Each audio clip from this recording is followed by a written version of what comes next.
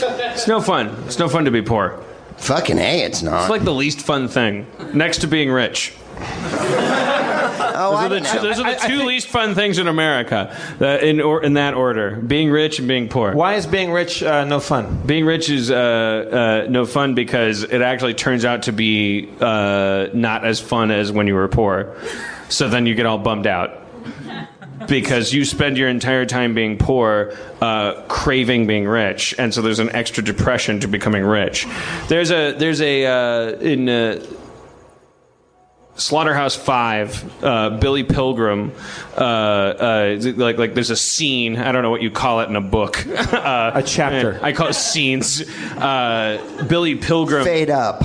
Billy Pilgrim is a prisoner of war, and he finds himself eavesdropping on a group of Nazi soldiers discussing the imminent conquering of America. They know they're in a war with all of Europe, and that America has just joined, and they're discussing. Billy Pilgrim is Kurt Vonnegut's avatar. He's the protagonist. He's listening outside a window while he's shoveling shit as a prisoner of war. He's listening to the Nazis discuss America, and how are we going to get them? How are we going to defeat them? Like, what is the Nazis' point of view on America at the time of this war? And it's just Kurt Vonnegut fucking riffing about America. It has nothing to do with Nazism. He doesn't give a shit. He's using the Nazis as a mork from orc, like looking in and commenting on all of it. So what do fascists think about America? If you were a fascist country, how would you invade America? How would you take it over? How would they look at us? And it's a naked, disgusting, invigorating look at capitalism through the fascist lens. Turns out, not that much distortion. Fascism, capitalism, they're compatible. They both depend on the idea that there's a pyramid in place. There's a bunch of people with a bunch of shit at the top, and there's a bunch of way more people with a bunch less shit at the bottom.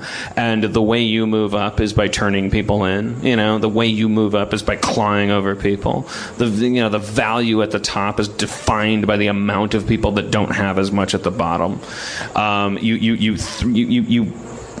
It's Mary Kay Cosmetics. It's Amway. It's anything.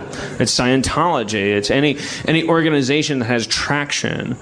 This room, there's been there's anecdotal things about professors who have studied this stuff in their classrooms. There was a professor who started as a joke. He's like, okay, my name is the Wave, and there's people who are in the Wave, and it was the equivalent of the Stanford prison experiment, but it was an experiment in fascism, and I don't even know enough about this stuff, but I know that we all are primates. We all want desperately to not be excommunicated by each other. And we all look to our left and look to our right and go, what am I doing wrong? And is there any way to move up? And sometimes that becomes very evident by the guy directly above you fucking up. And you go well, why is that guy above me? He keeps fucking up. Really? He keeps fucking up? Tell me more. Well, yeah, this guy above me keeps fucking up. Well, would you like his job? Yes, I would. I would like his job. I guess I'm a real hero. Yeah, or you're a Nazi. Depending on the context, depending on what's going down the conveyor belts at the bottom. Are you measurably more or less happy having some money versus being poor? I don't. It's so hard to fucking tell. There was that documentary. It's there's this thing it's $40,000 a year or something. You peak at your that's how happy you are, and that you anything beyond that, you're no more happy than anybody. Poverty is depressing. Not being able to pay for ramen noodles is depressing. Not being behind on your gas bills and having the government yell at you, getting red envelopes in your mailbox and having people knock on your door and go, "Where's the rent?" All of that affects your emotional level. Yeah. As Joe E. Lewis, the old comic, said, money isn't everything, but it eases the nerves a little. Sure helps. But there's a certain point where those knocks stop and the red envelopes stop and the ramen noodles are easy to buy and you can buy whatever the fuck you want. And that number is around around 40 grand a year, or something like that. It always changes because what the fuck do these numbers mean? What does 40 grand mean? We don't know what that means. But there's a level where it tops off. And after that, you ain't ever going to be any happier than you are. The happiness level, the serotonin level, the amount of good mood that you have, it tops off fast. If you know where your next meal's coming from, and if you think like your girlfriend likes you, like there's a couple of minimal like requirements you need to be really happy, and then you could be making $8 million a week on top of that, and all you're going to do is go, you're punching your girlfriend and going, do you know what it's like to have $7 million a week to spare? No, you don't make it any easier on me. Why are you making it so hard? Proops, how did you do it? Because like you Proops, how do you handle having millions of dollars? No, I mean like you're. It's despicable how poor I am, considering how awesome I am. I think you're right, though. I think it's at the moment when you're really striving, and like I think about. I was so desperately poor that when you have those moments where you go, do I buy a pack of cigarettes or do I buy food today? Or what was that? Susan Healy, a comic from San Francisco, used to have a great line where she go, the first thought you have when you wake up in the morning is, what in my room can I sell? And then that goes away. But then I always think there's another kind of like built-in unhappiness. But what struck me when you were talking about that was more than simply being comfortable or having enough money to live is the psychopathy of people who have billions of dollars who won't desist.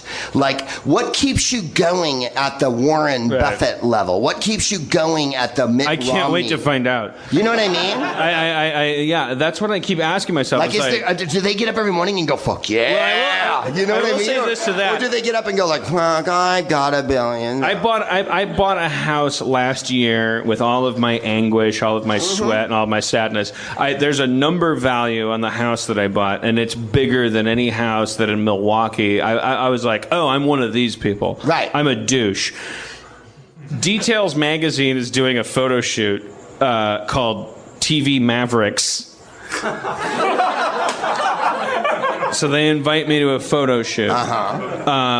It's some of the people that I love, people that make TV shows that I love. I'm a TV maverick. So I'm going to be in Details Magazine. They have procured a location. We're going to shoot them. Let's make it look glamorous because they're mavericks. And I show up to this house. I eventually ask the caretakers of the house, what is this house worth? $82.5 million. No fucking way. It's built into the side of a hill, and it was ridiculous. The reason I bring this up is because I was walking around that house, and I was starting to go, fuck. I should have put my toilet on the ceiling. Yeah. Jaded. What kind of dumb dick am I? But I didn't. Why don't I have an avocado server in my living room? I didn't. At no point was I having happiness. I wasn't thinking. Yeah, like, money doesn't bring fun. That's the weird thing. I was just like, fuck. It's convenient to bring. I have regular grass. I don't have moss from the Amazon. This guy has moss for grass. The same amount of beer makes you drunk, and the same amount of, you know what I mean? I remember feeling the king of the county when I had enough money to buy myself dinner and somebody else, or enough for a burrito, or enough to buy myself a beer and tip the bartender. And not pay the 75 cents and give the guy like 50 and like. I have felt just as rich with $10 as I felt with any other amount of money, and that's good perspective to have. I think the happiest moment of my life is like 25 years ago when my wife and I weren't married, and I got in a cab with her after a gig, and I remember thinking she was the woman I wanted to be with and everything, and that to me is the happiest moment of my life, not getting a big check or being on telly or any of that fucking nonsense. Certainly won't make your parents happy. I remember your parents are never telling my parents happy. Like, I made a bunch of money. That's what you wanted, right? And they were like, don't spend it all in one place. Yeah, right. Fucking cocksucker, fucking bitch, I will murder you. Dan, tell them about the Google map thing. No, I want to tell them a better story. I want to tell them about you when me and Schraub. It's already a better story. And we would hang out. Like when we met Jeff was a fucking vagabond, a straight up hobo, and we were. I had a soup can on my head and a little flower coming out. And wearing a barrel with suspenders on it. I couldn't afford suspenders. I didn't a hold bindle stiff. Yeah, I had a bindle on a stick. Yeah. We'd go over to Schraub's place and we'd rent a movie. Back then, you rented movies from a geographic location that housed movies in a weird matrix grid. I want to watch Young Frankenstein, pulling it from a shelf. I like Young Frankenstein, driving it to my Frankenstein player.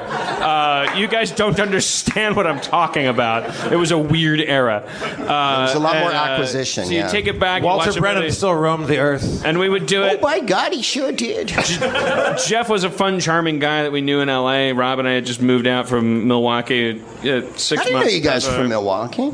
We woke up one morning. Jeff was gone. There was a note on the coffee table that said, "Oh, boy. Rob, Dan, tonight I did something that I will never forgive myself for. You guys left change on the table from Del Taco, and I took it. I took it because I'm broke. I love you guys. I'm ashamed of myself. And I promise you, I will give you this money back." It was this beautifully written, like, Herman Melville calligraphy. letter. Rob was like, listen to this from Jeff. And I was like, Jesus Christ, give him a fucking, like, car. What happened?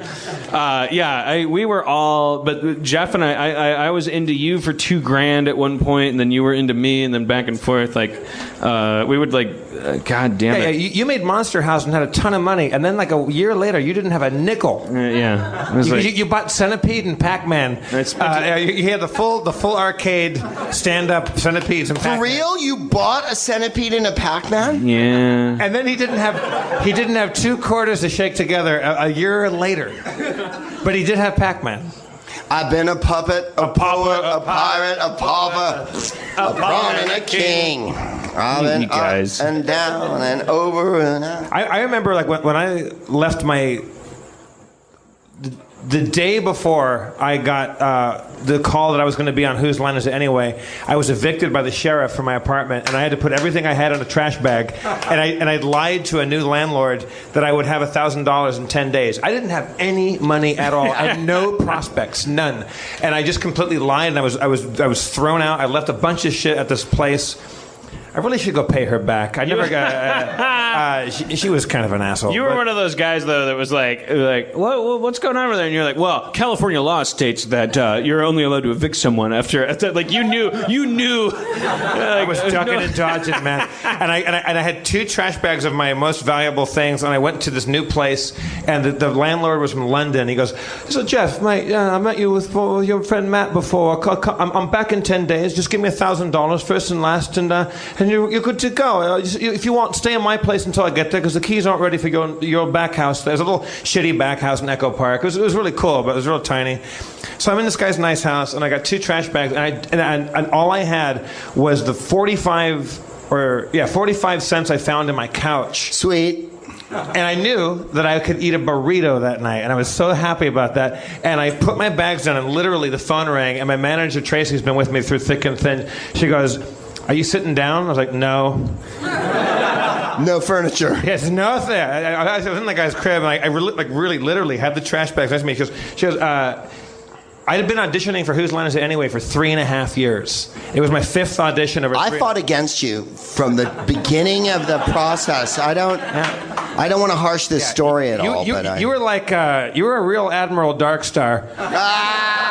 And she goes, you got the thing. And I go, when will they pay me? And she goes, you work on Tuesday. You'll have the money in 9 days, the day before the guy got back. And I was like, okay, cool. And I hung up the phone, and I hit the ground like a sack of, just like a wet sock. I went splat on the ground. Like, not like, oh, lordy, like, not like, I just was out of energy. I was like, that was it. I was at the end of my tether. And I was like, I can pay this motherfucker in 10 days. I will be alive in 10 days. Yeah, and it was like a couple months later that everything was fine. But like, it's the beautiful thing of getting right to the end of that rope. I was like, I don't want to go work at Starbucks. I'll blow my brains out. I can't do it. Yeah. Do you hear that, Starbucks employees?